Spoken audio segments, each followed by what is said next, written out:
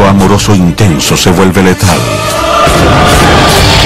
Un prisionero astuto lleva a cabo un escape escandaloso. Un monje misterioso cambia el mundo para siempre. Pero antes, un relato siniestro de brujería, engaño y asesinato que se desarrolla en esta mansión deslumbrante.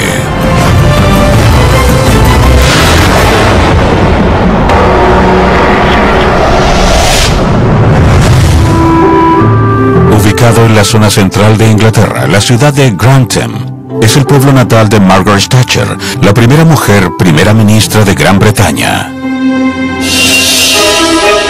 Aquí también se encuentra un palacio idílico, cuyo nombre significa literalmente vista hermosa. Este es el castillo de Belvoir.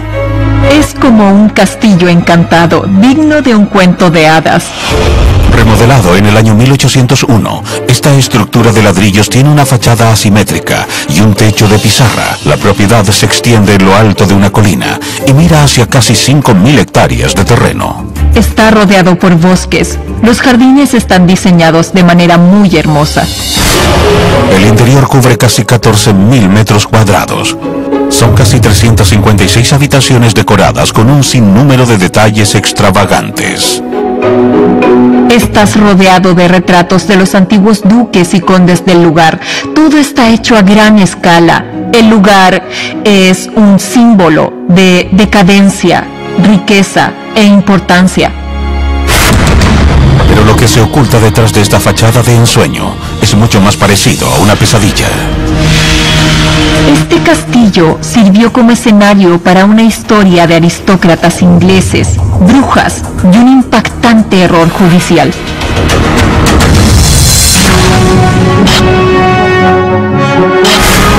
El conde de Rutland y su esposa viven en el castillo de Belvoir con sus 2 hijos y su hija Catherine. Los Rutland son una de las dinastías más antiguas y distinguidas de Inglaterra. Se presume que ellos son tan o más ricos que el propio rey. Los niños Rutland son los primeros en la línea para heredar la propiedad, mientras que la hermosa Catherine está destinada a casarse con el atractivo duque de Buckingham.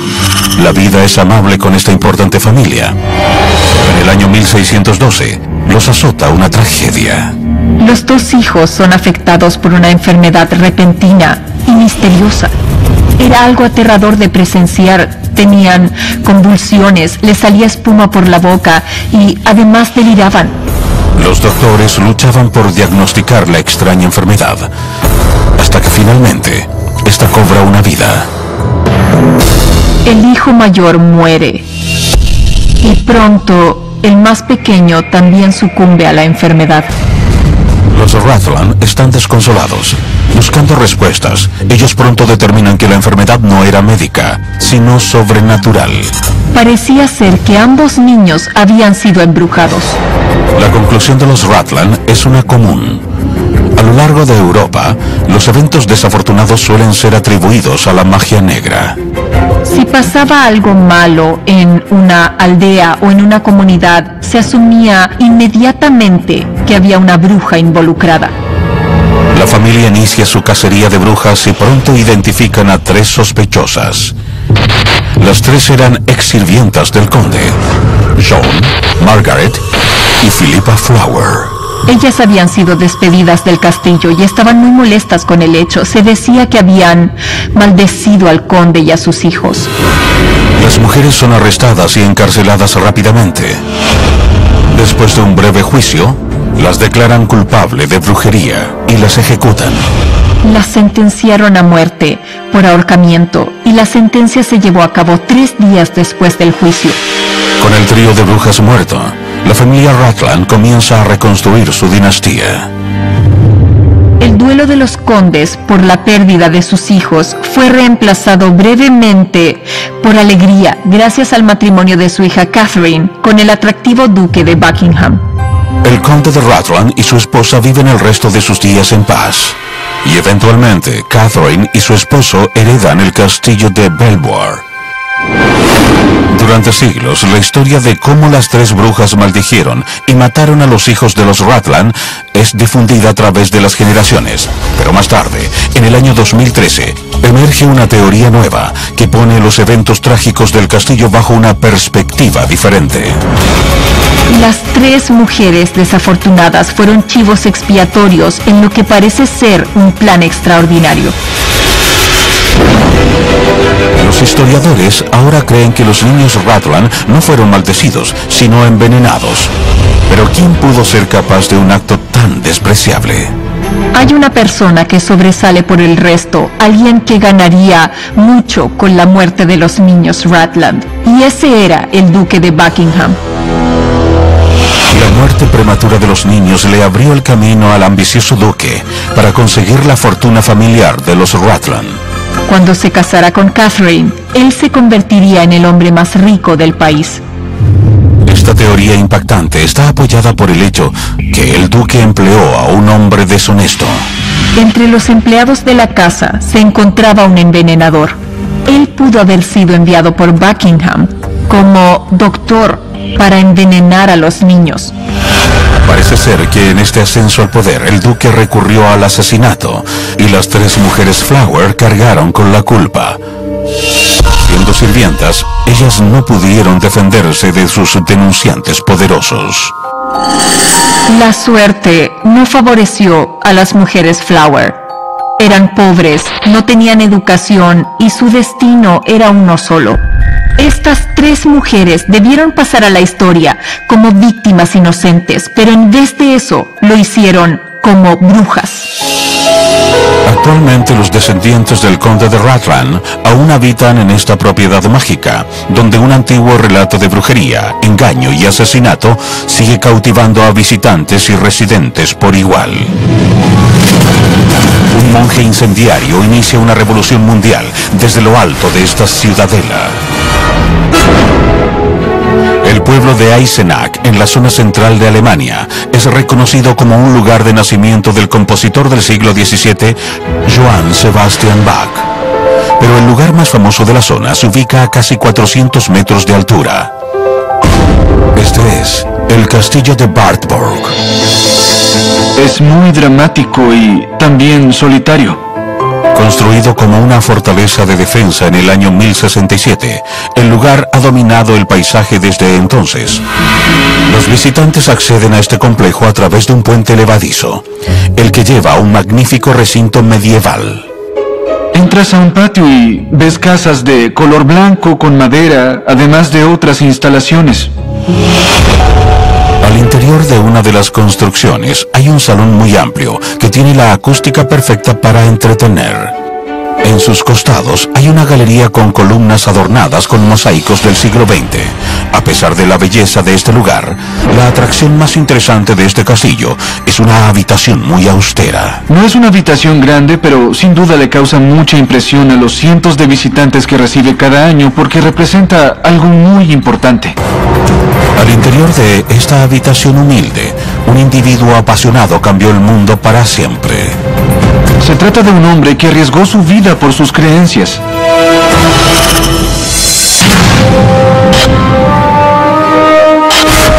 Martín Lutero, de 34 años, es un monje estudioso que ha dedicado su vida a Dios y a su fe católica. Era un hombre muy intenso, que cuando hacía algo, lo hacía con seriedad.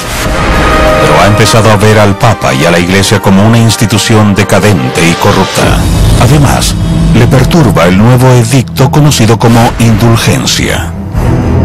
Si pagabas una cierta cantidad de dinero a la Iglesia, podías entrar directamente al cielo. Lutero veía esto como una explotación del pueblo por parte de la Iglesia Católica. No era gracias a estas indulgencias que entrabas al cielo, sino a través del arrepentimiento. Por eso, Lutero, consternado, decide rebelarse. Su reacción fue escribir una serie de puntos. Eran 95 tesis que clavó en la puerta de la iglesia local. Ahí escribía que las indulgencias eran una simple práctica para conseguir dinero, que la Biblia era la verdadera autoridad religiosa y no el Papa. Esto era algo muy controversial.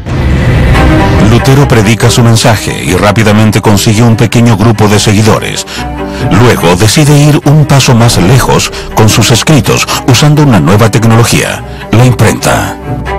A los pocos meses, el mensaje había cruzado las fronteras. Las ideas incendiarias causan revuelo.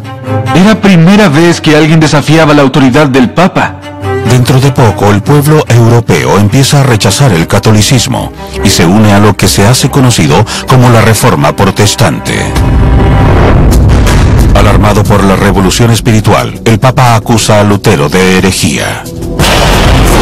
Luego acude al emperador Carlos V para que enjuicie al hombre.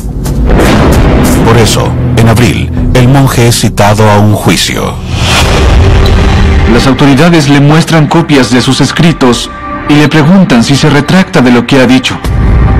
Si no lo hace, lo declararán culpable y será quemado en una hoguera. Pero Martín Lutero no se retracta. De hecho, les dice, no es seguro ni correcto ir en contra de la conciencia. Es como si le hubiera dicho al Papa, vamos, haz lo que quieras. La actitud desafiante de Lutero desata una serie de reacciones entre los presentes en la corte. Las palabras de Martín Lutero son muy controversiales. Hay quienes lo apoyan con vehemencia y otros que lo quieren muerto.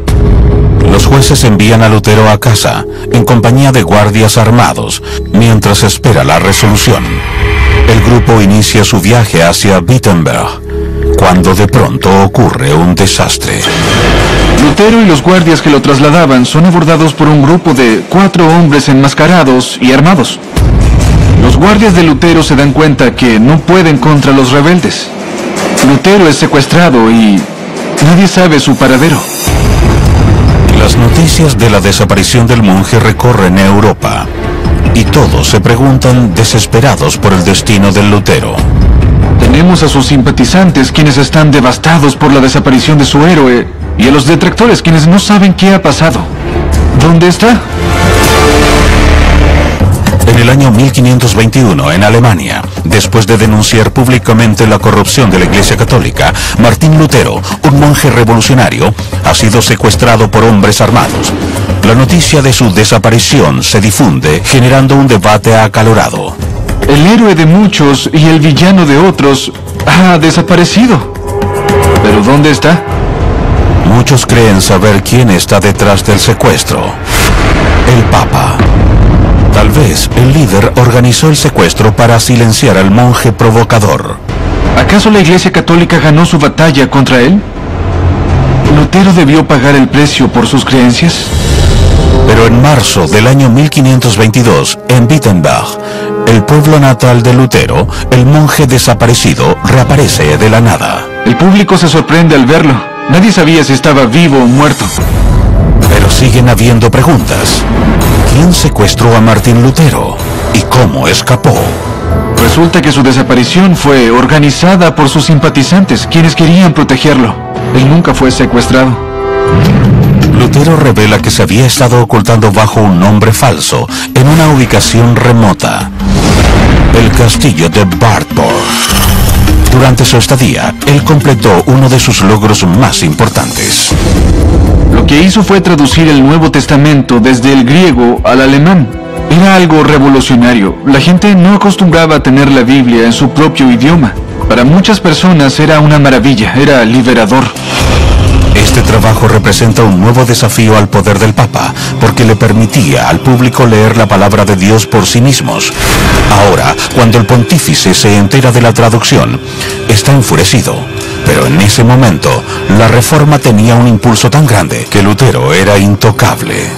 Él era un personaje público, y si lo arrestaban podía generarse una gran revuelta. Por eso, Lutero permanece como un hombre libre. Él sigue escribiendo y predicando durante el resto de su vida. Él sigue difundiendo su mensaje y forma una nueva rama del cristianismo, el protestantismo.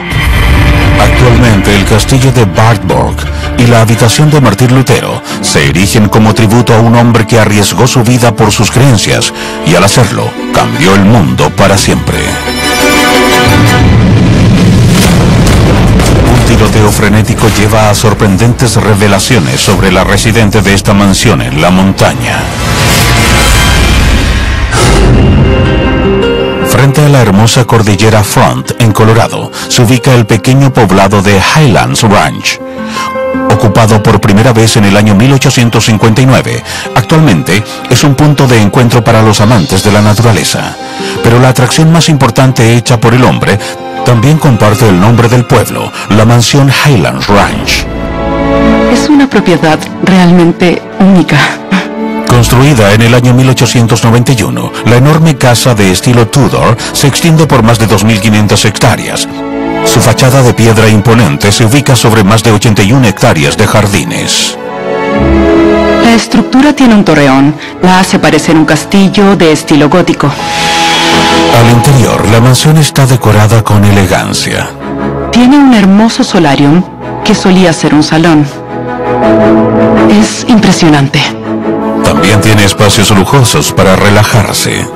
La sala de estar es realmente maravillosa. Tiene piso de madera y una chimenea de piedra. El hombre que construyó esta mansión opulenta era un empresario respetado, pero su esposa guardaba un secreto oscuro.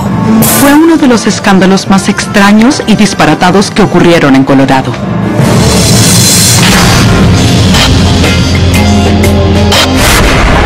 Después de un espectáculo en un teatro cercano, una multitud se une para beber algo en el bar del majestuoso Hotel Brown Palace. Ibas a ese lugar si eras adinerado y querías que lo supieran. Pero la atmósfera amistosa estaba por ser arruinada. De pronto, se escucha un tiroteo. La gente corría, saltaba y se escondía. Todos querían huir del lugar. Era un caos. Nadie sabía lo que estaba pasando.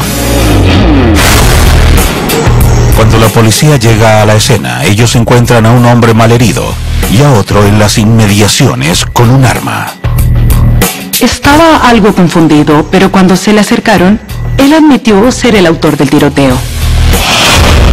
Dijo que él lo había hecho, pero que lo hizo en defensa propia. La policía identifica al traidor como Frank Henwood, un conocido miembro de la alta sociedad. Su víctima era un empresario afuerino llamado Tony Bonfour. Él provenía de St. Louis, había llegado a Denver el día anterior y se había registrado en el Hotel Brown Palace. El traidor, Henwood, es puesto bajo custodia, mientras que Bonfour es llevado al hospital. Al poco tiempo, el empresario sucumbe a sus heridas. Henwood es acusado de asesinato, pero insiste en haber actuado en defensa propia. Él dijo que había discutido con Bonfour, que el hombre lo había empujado y él temía por su vida, por eso había reaccionado de esa manera. Además, dijo que no se conocían. Parecía ser una simple pelea de bar que se salió de control. Más tarde, la policía registra la habitación de la víctima y encuentra algo que expone el caso por completo. Esta no se trataba de una simple pelea entre dos hombres. Es el año 1911, en Denver, Colorado. Los investigadores descubren algo en la habitación de la víctima que pone el caso de cabezas. Una serie de cartas de amor escandalosas. Eran para Bonfour y las había escrito una mujer llamada Isabel Springer. Isabel Springer es una de las mujeres más hermosas de la ciudad. Vive en la mansión Highlands Ranch y también es casada. Se volvió evidente gracias a las cartas que ella y el fallecido Bonfour eran amantes. Ella incluso escribió que él era el único hombre que ella amaba. Y eso no era todo. Los investigadores siguen indagando y descubren que ella también conocía al traidor, Frank Henwood. Isabel también tenía un romance con Henwood. Convencidos de que Isabel estaba involucrada en este misterio, las autoridades la llaman a declarar en el juicio por el asesinato de Henwood. Ahí, ella revela cómo inició la pelea entre ambos hombres. Isabel declara que Bonfour la estaba extorsionando con las cartas que ella le había escrito, que él pretendía mostrárselas a su esposo. Si su esposo se enteraba del romance, Isabel temía perder su matrimonio y su hogar deslumbrante. Por eso le pidió ayuda a su otro amante, Henwood. Ella le pidió que recuperara las cartas. Por eso, la noche del tiroteo, Henwood obediente, se dirige al Hotel Brown Palace y enfrenta a Banful. Pero él no quiso entregarle las cartas y el encuentro se volvió letal. Después de menos de un día de deliberaciones, Henwood es declarado culpable de asesinato y condenado a pasar su vida en la cárcel. A pesar de que a Isabel nunca la culparon de ningún crimen, su nombre y reputación están en la ruina. Su esposo no quería relacionarse con ella. Él pidió el divorcio inmediatamente y ambos nunca más se volvieron a ver. Isabel es exiliada de su hogar y más tarde se reubica en Nueva York. Actualmente la hermosa mansión Highlands Ranch nos recuerda que la lujuria y la envidia son una combinación letal. Un romance secreto escandaliza a los miembros de la realeza y amenaza con derrocar a un rey. Y en el centro de todo está la dueña de este castillo espectacular. El pueblo francés de Chartres es conocido por su enorme catedral gótica. Pero a pocos kilómetros se encuentra otra edificación magnífica, el dramático castillo de Montenot, Château du Montenot. Es impresionante. Es una mezcla entre un castillo de cuento de hadas con un palacio francés barroco. El terreno está rodeado por agua en todos sus costados. Una de las características más impactantes del lugar es el acueducto que construyó Luis XIV. Su interior también refleja la historia ilustre del castillo. La galería principal tiene un piso de parqué maravilloso y retratos elaborados. Está diseñado para impresionar a la gente. Pero esta propiedad opulenta solía pertenecer a una mujer que creció en la pobreza más profunda. Esta es una historia única de una mujer humilde que logró acceder a la riqueza.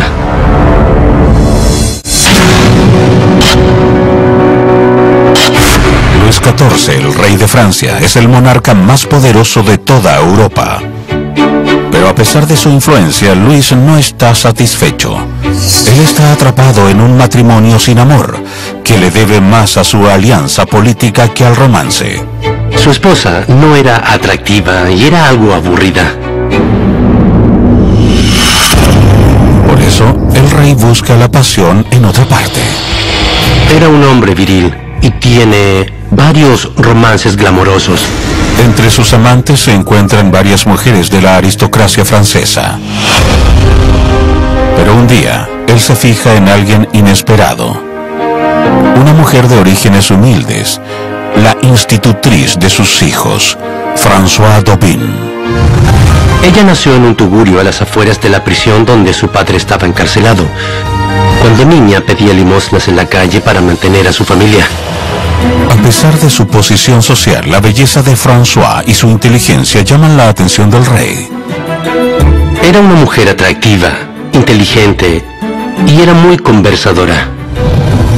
Además, cuidaba bien a los niños. El rey amaba a sus hijos y estaba conforme con su labor. Pero Françoise se resiste a sus encantos.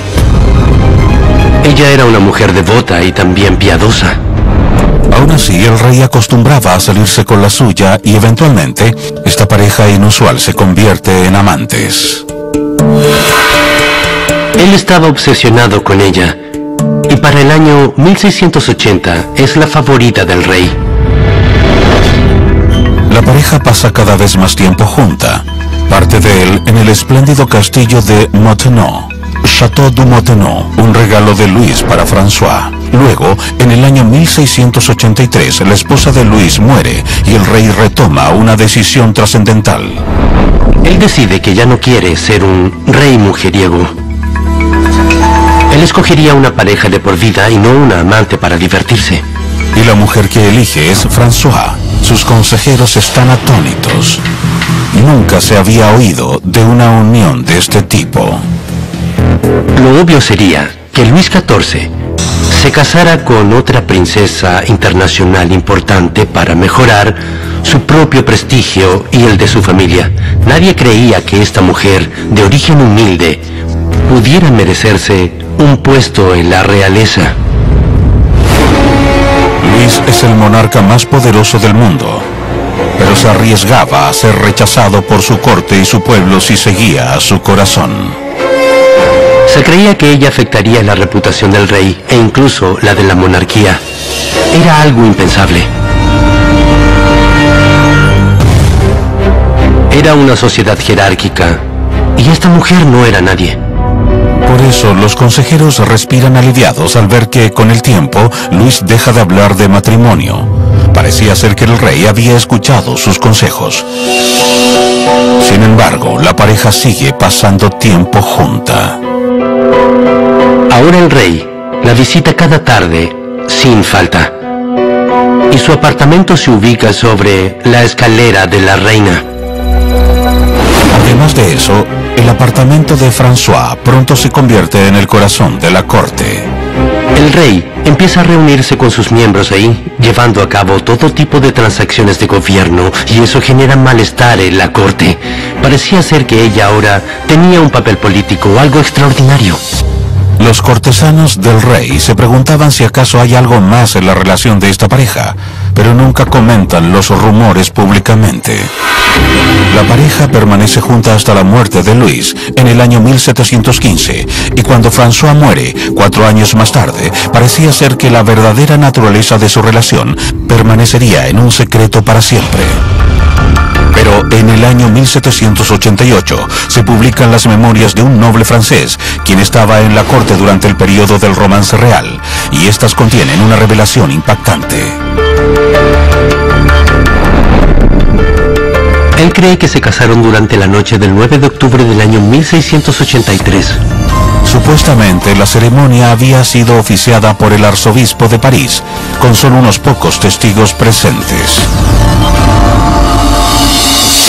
Hoy la mayoría de los académicos creen que es probable que el rey sí haya tomado a François como su novia, convirtiéndola en reina en secreto. Como evidencia, ellos no solo apuntan a las memorias, sino también a sus propias acciones. Ellos destruyeron gran parte de la documentación, todas las cartas y notas que se intercambiaban. Esa es evidencia clara de que intentaban encubrir algo. Es probable que nunca sepamos la historia completa, pero el castillo de Montenot, Château du Montenot, se erige como prueba de un amor duradero, que venció las convenciones y que casi derrocó a un rey. Un prisionero de guerra, un cautivo ingenioso y un escape atrevido desde esta propiedad sorprendente. Situada en el medio de Inglaterra, Derby solía ser el hogar de una de las primeras fábricas totalmente mecanizadas del mundo. Al sur de la ciudad se ubica una mansión llamada Donington Hall. Donington Hall es una construcción gótica, muy grande e impresionante. Exuda poder y riqueza. El lugar se remonta a la década de 1790 y la mansión está rodeada por un terreno de 65 hectáreas. Con 2 niveles, la casa tiene ventanas altas y una entrada central arqueada. Está construida en piedra sillar gris, con detalles de yeso y un techo de pizarra. El interior refuerza la imagen de una riqueza autoritaria. Hay una biblioteca con animales en las paredes y un techo con paneles de madera. También hay una escalera espiral con un hermoso candelabro que pende sobre ella. A pesar de que esta mansión es un modelo de lujo, no siempre fue tan acogedora. En el pasado sirvió como prisión, pero sus paredes reforzadas no pudieron contra la astucia de 2 reclusos intrépidos. Esta mansión fue el escenario de uno de los escapes más atrevidos de la Primera Guerra Mundial.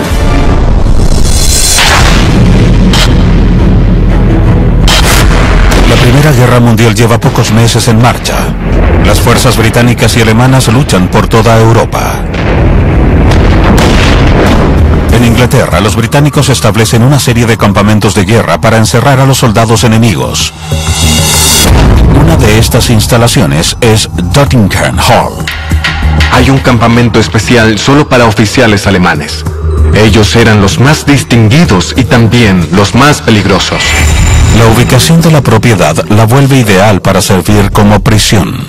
estaba en medio del campo, a varios kilómetros de Londres. La ciudad más cercana se encontraba muy alejada y tampoco había mar. Pero los ingleses no se arriesgarían, y la seguridad en Nottingham Hall es de primer nivel. Había 2 cercas perimetrales cubiertas con alambre de púas electrificado. En el perímetro del campamento había guardias armados las 24 horas del día. Nadie creía que alguien pudiera escapar. Pero un día los guardias de la prisión hacen un descubrimiento impactante. 2 de los soldados alemanes, Gunther Pluschow y Oskar Treffs, están desaparecidos. Las autoridades buscan en las inmediaciones, pero los soldados no están en ninguna parte. Parecía ser que habían escapado. La noticia del escape de los soldados alemanes se difunde y entonces comienza una increíble búsqueda. A los pocos días del incidente, las autoridades capturan a Oskar Treffs en los muelles de Londres, pero Gunther Pluschow sigue desaparecido. Desesperados por encontrarlo, las autoridades interrogan a Treffs. Lentamente, ellos se enteran de los detalles de este atrevido escape. Resulta ser que el soldado desaparecido, Gunther Pluschow, era el cerebro de la operación. Un día, Pluschow caminaba por el terreno de la prisión cuando tuvo un momento de inspiración. Él vio que un cervatillo había entrado a las instalaciones a través de las cercas perimetrales. Él pensó que si un pequeño animal había logrado entrar al campamento, entonces un oficial militar de seguro podría escapar. Así Pluschow empezó a buscar puntos débiles de la cerca. Al poco tiempo, el alemán identificó un agujero en el alambre de púas lo suficientemente grande como para escabullirse. Luego estudió los movimientos de los guardias y memorizó el momento en el que nadie vigilaba la cerca, pero el alemán sabía que para lograrlo necesitaría ayuda. Él recluta a otro oficial, Oskar Treffs. La tarde del 4 de julio, los hombres entran en acción. Ellos identifican el punto más débil de la cerca y lo trepan. Lentamente cruzan la cerca evadiendo los cables electrificados. El dúo espera que no haya guardias para continuar con el plan. Ellos corren a través del campo y luego trepan otra cerca perimetral. Después de atravesar el segundo obstáculo, los hombres se refugian en una trinchera antes de abordar el último, la torre de los guardias en la entrada del campamento. Tuvieron que andar a gatas para evitar sospechas de los guardias armados. Una vez que dejaron atrás a los guardias, los hombres debían llegar a la costa si querían tener la opción de volver a Alemania. Pero pronto avistan un problema.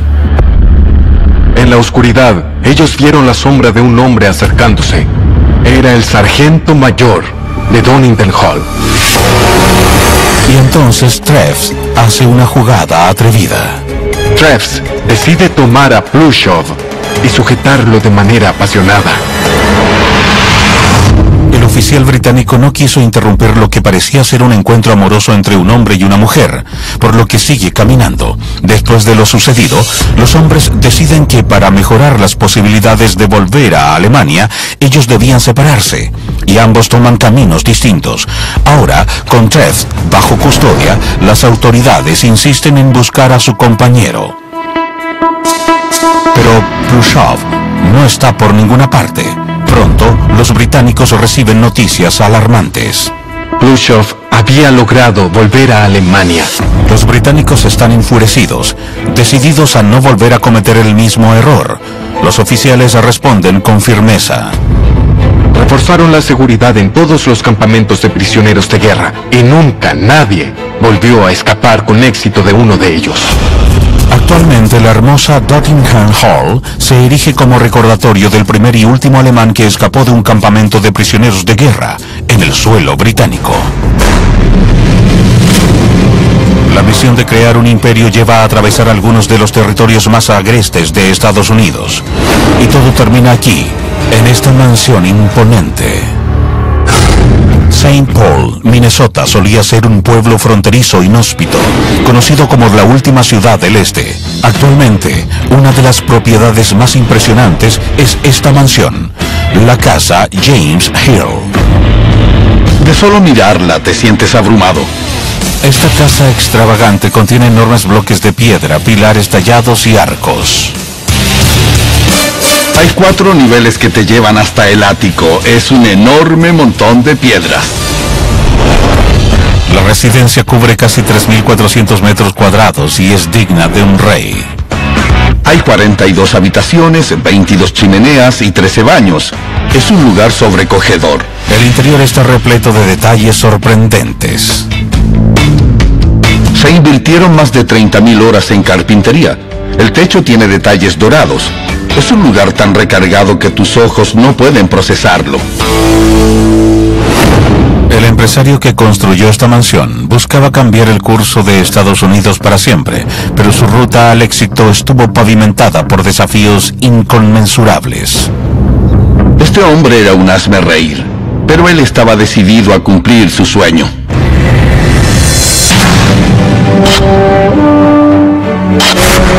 Los trenes son el método de transporte más importante de Estados Unidos y James J. Hill, de 51 años, es uno de los líderes de la industria. Jim Hill creció en la pobreza. Él era un hombre trabajador y quería tener éxito en todo lo que se involucraba.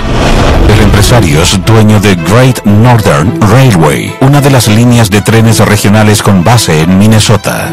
Había empezado en St. Paul y desde ahí continuaba hacia el norte.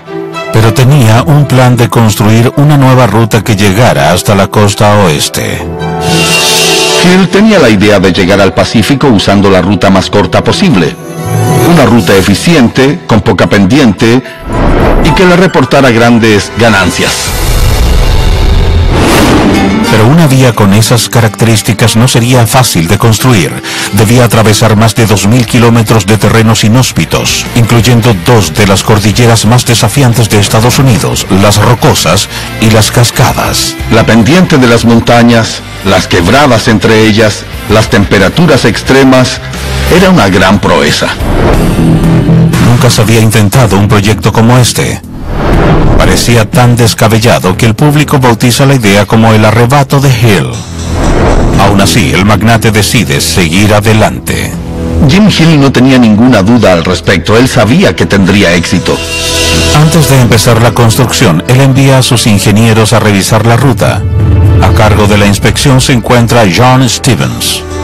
John Stevens tenía una excelente reputación como ingeniero.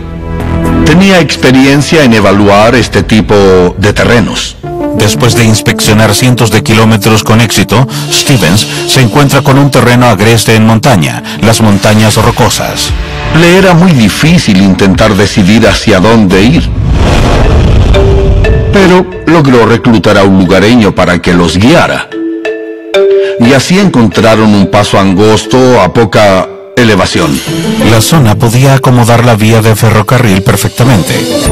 Luego, Stevens y su equipo continúan. Meses más tarde, en el estado de Washington se encuentran con un obstáculo aún más grande que las montañas rocosas, la cordillera de las Cascadas. Las cascadas ofrecían un problema aún mayor porque había más nieve y quebradas más empinadas. Era como una enorme muralla. Si Stevens no encontraba un paso, el proyecto estaba condenado. Las cascadas ofrecían un desafío que era prácticamente imposible. Es el año 1890, en el estado de Washington. El magnate de los ferrocarriles, James J. Hill, envió a su ingeniero John Stevens a inspeccionar la ruta para una vía férrea épica que irá desde Minnesota hacia el Pacífico.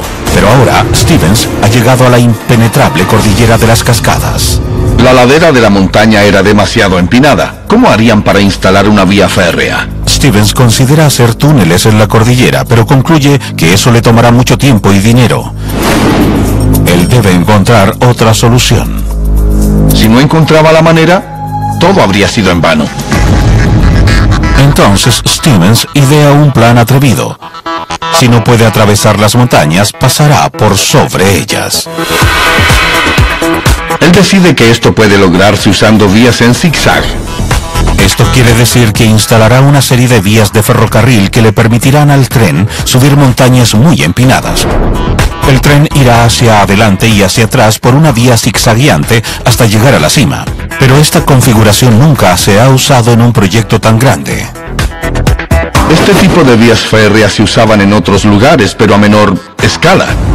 Stevens está convencido de que funcionará y le pide a su equipo que empiece a distribuir la vía sobre las montañas. Debido a la elevación y al terreno es un trabajo complicado y no tienen margen para errores.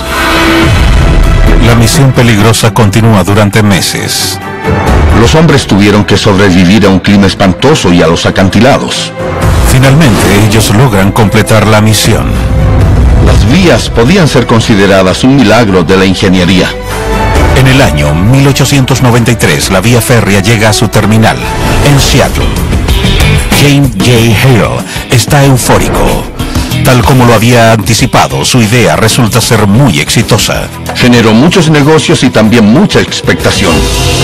El tren también servía como sustento para la gente de la ruta. Esto generó acceso a los pueblos pequeños y sirvió para trasladar pasajeros y para el comercio. Hill disfruta de su triunfo en su ostentosa mansión de St. Paul.